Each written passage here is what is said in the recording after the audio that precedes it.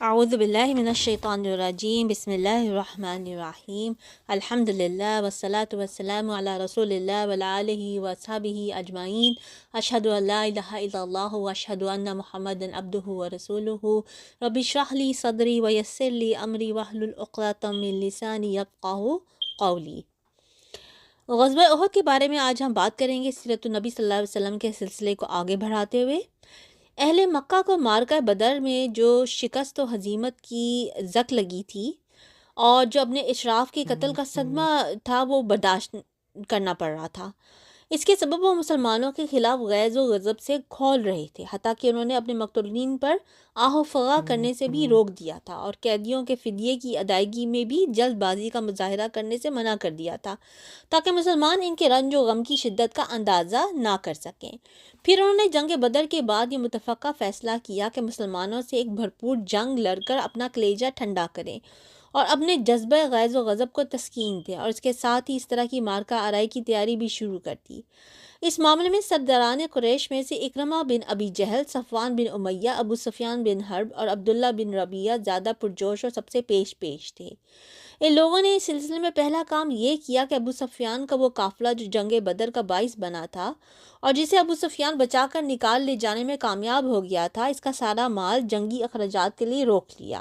اور جن لوگوں کا مال تھا ان سے کہا کہ اے قریش کے لوگوں، تمہیں محمد صلی اللہ علیہ وسلم نے سخت دھچکا لگایا ہے اور تمہارے منتخب سرداروں کو قتل کر ڈالا ہے، لہٰذا ان سے جنگ کرنے کے لیے اس مال کے ذریعے مدد کرو، ممکن ہے کہ ہم بدلہ چکا لیں۔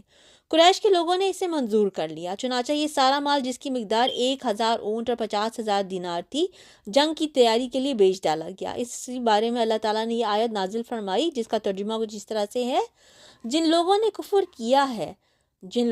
کفر کیا وہ اپنے اموال اللہ کی راہ سے روکنے کے لیے خرچ کریں گے، تو یہ خرچ تو کریں گے لیکن پھر یہ ان کے لیے باعث حسرت ہوگا، پھر مغلوب کیے جائیں گے۔ پھر انہوں نے رضاکارانہ جنگی خدمت کا دروازہ کھول دیا،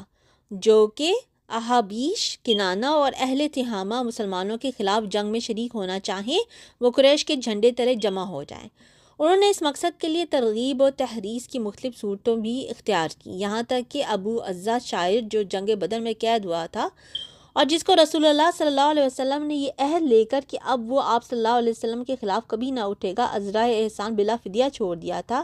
اسے صفوان بن امیہ نے ابھارا کہ وہ قبائل کو مسلمانوں کے خلاف بھڑکانے کا کام کرے، اور اس سے یہ عہد کیا کہ اگر وہ لڑائی سے بچ کر زندہ و سلامت واپس آ گیا تو اسے مالا مال کر دے گا، ورنہ اس کی لڑکیوں کی کفالت کرے گا۔ چنانچہ ابو عزہ نے رسول اللہ صلی اللہ علیہ وسلم سے کیے ہوئے عہد و پیمان کو پس پش ڈال کر جذبات غیرت و حمیت کو شعلہ زن کرنے والے اشعار کے ذریعے قبائل کو بھڑکانا شروع کر دیا۔ اسی طرح قریش نے ایک اور شاعر مصافح بن عبد مناف جمحی کو اس مہم کے لیے تیار کیا۔ ادھر ابو سفیان نے غزوہ سویق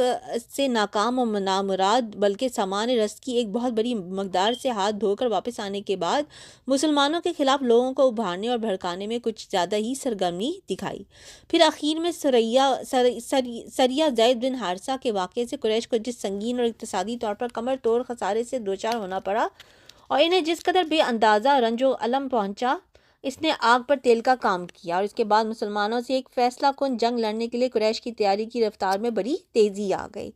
چنانچہ سال پورا ہوتے ہوتے قریش کی تیاری مکمل ہو گئی۔ ان کے اپنے افراد کے علاوہ ان کے حلیفوں اور حابیش کو ملا کر مجموعی طور پر کل 3000 فوج تیار ہوئی۔ قائدین قریش کی رائے ہوئی کہ اپنے ساتھ عورتیں بھی لے چلیں تاکہ حرمت و ناموس کی حفاظت کا احساس کچھ زیادہ ہی جذبہ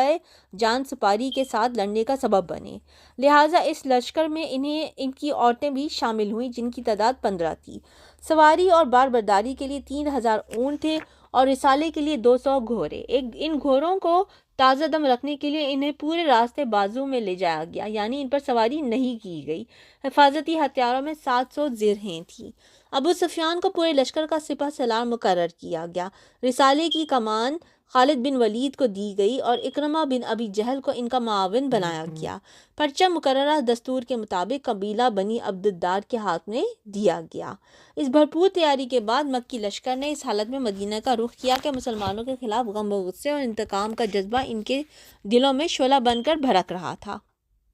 اور یہ جو انقریب پیش آنے والی جنگ کی خونریزی اور شدت کا پتہ دے رہا تھا۔ حضرت عباس رضی اللہ عنہ قریش کی ساری نقل و حرکت اور جنگی تیاریوں کا بڑی چابک دستی اور گہرائی سے مطالعہ کر رہے تھے۔ چنانچہ جو ہی یہ لشکر حرکت میں آیا، حضرت عباس رضی اللہ عنہ نے اس کی ساری تفصیلات پر مشتمل ایک خط فوراً نبی صلی اللہ علیہ وسلم کو بھجوا دیا، ان کی خدمت میں روانہ فرما دیا۔ حضرت عباس رضی اللہ عنہ کا قاصد پیغام رسانی میں نہایت پرتیلا ثابت ہوا۔ اس نے مکے سے مدینہ تک کوئی 500 کلومیٹر کی مسافت صرف 3 دن میں طے کر کے ان کا خط نبی صلی اللہ علیہ وسلم کے حوالے کیا۔ اس وقت آپ صلی اللہ علیہ وسلم مسجد قباء میں تشریف فرما تھے۔ یہ خط حضرت ابی بن کعب رضی اللہ عنہ نے نبی صلی اللہ علیہ وسلم کو پڑھ کر سنایا۔ آپ صلی اللہ علیہ وسلم نے انہیں رازداری برتنے کی تاکید کی اور جھٹ مدینہ تشریف لا کر انصار و مہاجرین کے قائدین سے صلاح و مشورہ کیا۔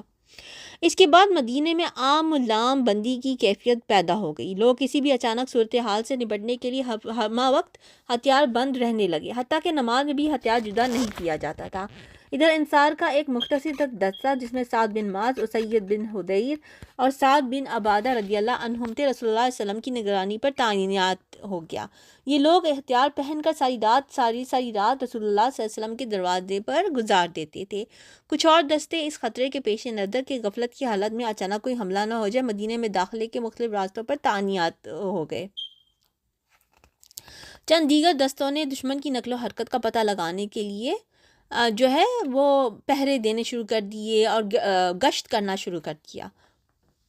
اور ان راستوں پر گشت کرتے رہتے جن سے گزر کر مدینے پر چھاپا مارا جا سکتا تھا۔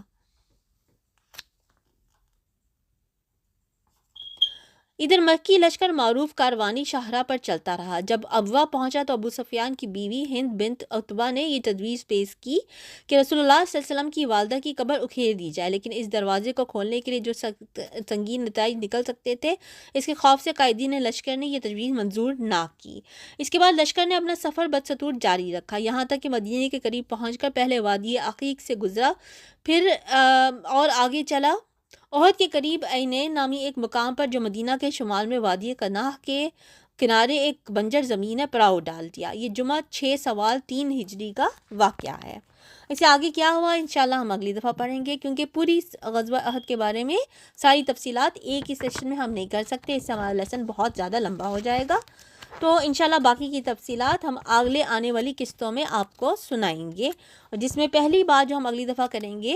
وہ یہ ہوگی کہ مدینے کی دفاعی حکمت عملی کے لیے مجلس شورا کا اجلاس۔ ٹھیک ہے، سبحانک اللہم و بحمدک، اشہد ان لا الہ الا انت، استغفرک و اتوب الیک۔